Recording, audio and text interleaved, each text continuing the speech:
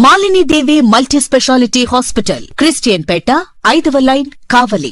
Doctor Guttipati Malini దేవి MBBS, MS, OBGY, కాన్పులు మరియు గర్భకోశ వ్యాధి నిపుణులు. మాలిని దేవి మల్టీ స్పెషాలిటీ హాస్పిటల్ నందు అందించు వైద్య సేవలు: సాధారణ కాన్పులు, సిజేరియన్లు, లాప్రోస్కోపిక్ ద్వారా గర్భసంచికి సంబంధించిన ఆపరేషన్లు, ట్యూబెక్టమీ, పిల్లలు లేకుండా operation, high risk pregnancy, ectopic pregnancy మరియు గర్భసంచి నీటి బుడగలు, గర్భసంచి జారిన ఆపరేషన్లు, రొమ్ముగడ్డలకు చికిత్స, నెలసరి ఇబ్బందులకు చికిత్స, మెనోపాజ్ సమస్యలకు చికిత్స చేయబడును. స్త్రీలకు సంబంధించిన అన్ని సమస్యలకు చికిత్స చేయబడును. పిల్లలు లేని వారికి ప్రత్యేక చికిత్స కలదు. ముఖ్య గమనిక: మా హాస్పిటల్ నందు కాన్పోయిన తరువాత తల్లి బిడ్డను ఉచితంగా మా వాహనంలో క్షేమంగా ఇంటికి చేర్చబడును. మా హాస్పిటల్స్ ప్రత్యేకతలు: ICU, lab, AC and non AC rooms, 24 గంటలు మెడికల్ షాప్, ప్రతి రూమ్ నందు వేడి నీటి సదుపాయం కలదు.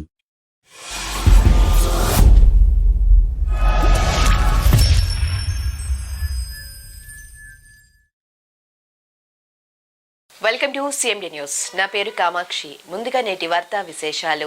ఆదివారం ఉదయం కావలిపట్టణంలోని రవి నర్సింగ్ హోం నందు కావలిపట్టణ జన విజ్ఞాన వేదిక అధ్యక్షులు తోట వెంకటేశ్వర్లు అంతర్జాతీయ మహిళా దినోత్సవ వేడుకలను అత్యంత వైభవంగా నిర్వహించారు.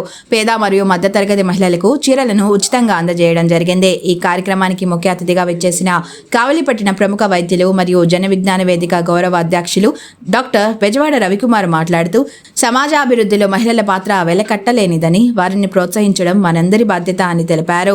ఈ కార్యక్రమంలో కావలిపట్టణ జన విజ్ఞాన వేదిక గౌరవ అధ్యక్షులు డాక్టర్ బెజవాడ రవికుమార్, అధ్యక్షులు తోట వెంకటేశ్వర్లు, జిల్లా జేవీవీ ఉపాధ్యక్షులు పాపిశెట్టి జానకీరాం, కావలిపట్టణ జేవీవీ ఉపాధ్యక్షులు కె హరినారపరెడ్డి, కార్యదర్శులు రాయపాటి దిలీప్ కుమార్, గుణగల శివయ్య, సన్మాన గ్రహీతలు G Kalyani, S Swarnalatha, B Rajani, Mogilisetty Jamuna, Somaiah, Bhasha, పెద్ద సంఖ్యలో మహిళలు పాల్గొన్నారు. పురుషుడితోటి సమానంగా నిలబడగలిగే స్థాయి ఏనాటికి కూడా తెలుసుకోలేదు.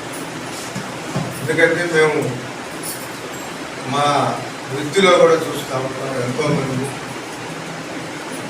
ఆడపిల్ల రెండో బిడ్డ, మొదటి బిడ్డ ఆడపిల్ల అయ్యి రెండో బిడ్డ కాన్పుకి వచ్చి రెండో బిడ్డ కూడా ఆడపిల్ల పుడితే చూడటానికి రాకుండా ఉండే తండ్రులు, అత్తలు మేము ఎంతోమందిని, కొన్ని వేల మందిని చూసాం.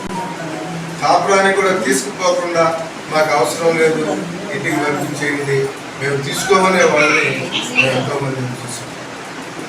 అలాగే భార్య భర్త ఇబ్బందులు పెడుతూ నాశనం చేస్తూ ఉండి కృష్ణాయన పోసి తగలబెట్టినా కానీ ఆఖరికి మరణ మామూలంలో ఈ బిడ్డలు ఏమవుతారు, ఏ రకంగా బతుకుతారు అన్న దేశంలో తల్లిదండ్రులు అది గ్యాస్ సిలిండర్ పేరి చనిపోయిందనో ఏదో ఒక మరణ మామూలు.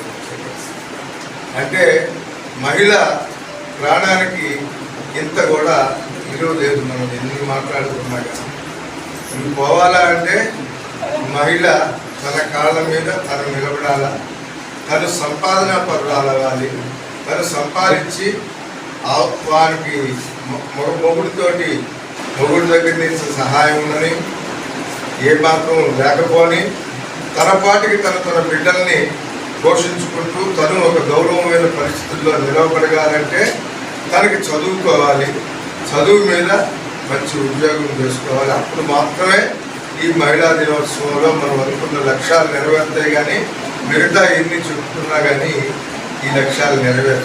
కాబట్టి మేము ఇచ్చే జన విజ్ఞాన వేదిక ద్వారా మీకు ఇచ్చే మొట్టమొదటి సందేశం ఏమిటంటే, మీ పిల్లలందరినీ కష్టపడి చదివించండి. చదువు ఇప్పుడు చాలా వరకు ఉచితంగా జరుగుతారు. కేవలం ఏంటంటే మీరు ఇంట్లో పనులు ఉంటారు, పిల్లలు ఒక 10 సంవత్సరాల క్రితం వాళ్ళు కూడా పోయి 10 రూపాయలు తీసుకొస్తారు, కుటుంబానికి మనకి వేడి నీళ్ళకి చన్నీళ్ళుగా ఉంటుంది చూడవచ్చు. ఇటువంటి ఆలోచనలు చాలా మందికి ఉండొచ్చు.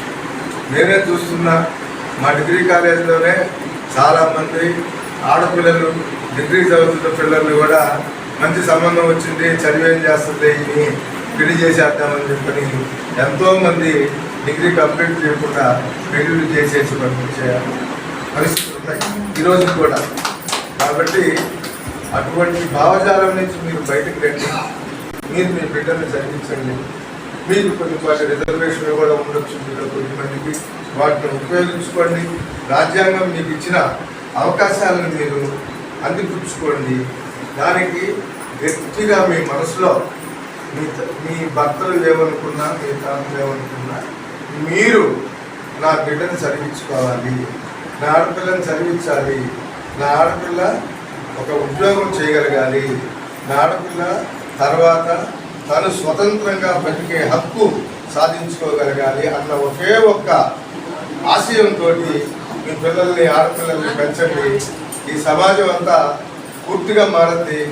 ఆ రోజు వచ్చిన రోజు ఈ మహిళా దినోత్సవాలు జరుపుకోవాల్సిన అవసరం కూడా ఉండదని జన విజ్ఞాన వేదిక తరఫున మిమ్మల్ని అందరినీ కూడా ఈరోజు ముఖ్యంగా మిమ్మల్ని అందరినీ కలవడం, దీంట్లో చాలా మంది నాకు తెలిసిన వాళ్ళు ఉన్నారు.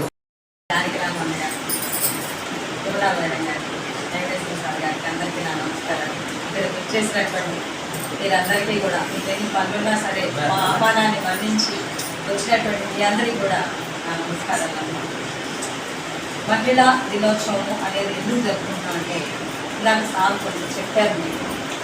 ఆ రోజుల్లో అసలు 24 hours అంటే ఉదయం నిద్ర లేచిన మొదలు పడుకోబోయే అనే పని అన్నమాట. అసలు వాళ్ళకి రెస్ట్ అనేది ఉండేది కాదు.